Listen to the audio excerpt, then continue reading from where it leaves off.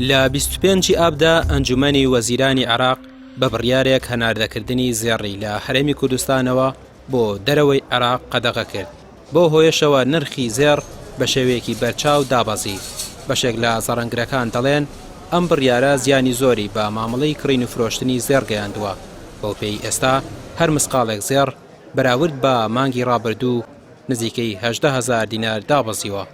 وڵی شەر نییە نازانی بڕیاینمان لێ نەکردەوە. ئێستا مەسەلە لە مسقالێک لەگەڵ هەفتەی ڕابردووە لە مسقال لە چیلۆیەکە تقریبا 30 وەرەقەی فەرق کردووە لە چیلۆیەکە ئێمە مسقالێک تقریبا حسابکە 5,000 فەرق وڵا 5 تقریبا 15,000 فەرق کردەوە. ئێستا هەمووی وەستاوە کرین و فرۆشت هەردووشی وەستاوە. ئەرەوەڵام ماڵان ئەبەت هەر نایە مەگەر یەکێ زۆر زەرور بێ کە زەواج کا پیرۆزی بێت ئەو کاتە مەجبورەوە ئەڵێ ئەگەر چەند وەرەقێکی زیابم بۆ ئیشەکەم بڕوە ئەجەم باڵیان بۆیکە نییە. زەرری هەمومانی تایە بەستەوعان زەرری ئەوەڵ و ئەخی زیاتر خەڵگەی کات ئەوەی کە ئەی فرۆشێک ئەیکا تێگەن چۆنە زیاتر خەڵکەکە بەلای منەوە زەرەرەکە ئێمەش بەشدارین لە زەرەرە. ئەسڵەن فرۆشتن هەر نەماوە یعنی با بڵێن لە سایە یەکیش نییە بە چاوجارانەوە کڕینەکەش دابەزیوە خەڵکیش نایفرۆشێ وەکو جاران نەماوەکو ماوەی لەمە پێش نەماوە ماوەی لەمە بێژ لێشاوێک بوو لە فرۆشتن بە زێستانە کەم کابراکێتەوە سێرەکە قیمەتەکە زۆری فەرق کردووە ئەوە سێڵێ با بۆسم بەشکم بەرز بێتەوە ئەوەش کەوێ بیکڕێ با بۆسم بەشکم دابەزێت. بەر لە مانگێک نرخی زێڕ بە شێوەیەکی بەرچاو بەرزبوونەوەی بەخۆیەوە بینی.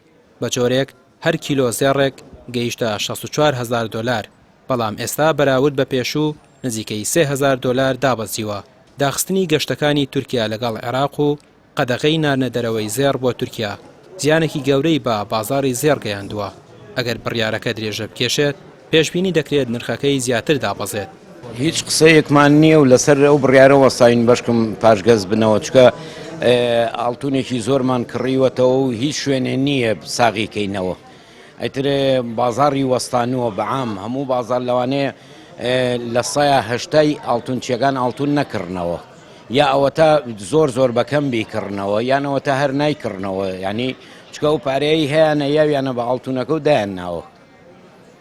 بەڵام ئێستا وا باشترە خەڵکەکە ئەوەی وەستاوە لەسەرەوەی کە ئاڵتون نەکڕێیا بە هی زەواجە یا بە بڵێن ژنهێنانە هەت شتێکە ئێستا بیکڕێ مەجالە ینی تۆزێ ئاڵتون دابەزیە و زەڕەنگەرەکە بە کەمترەی فرۆشێ. ئێستا کڕین و فرۆشتن بە زێڕەوە ڕووی لە کزی کردووە. ئەم بازارگەرمیەی کە مانگێک بەر لە ئێستا دەبیندرا تەواو پێچەوانە بۆتەوە. بڕیارەکەی ئەنجومەنی وەزیرانی عێراق بازاڕەکەی ڕاگرتووە. بەشێک لە زەڕەنگرەکان دەڵێن دابەزینی نرخی زێڕ لە بەرژەوەندی ئەو کەسانەدایە کە بەنیازی پرۆسی هاوسەرگیرین. ڕامیار عوسمان، کەناڵی پەیام، سلێمانی.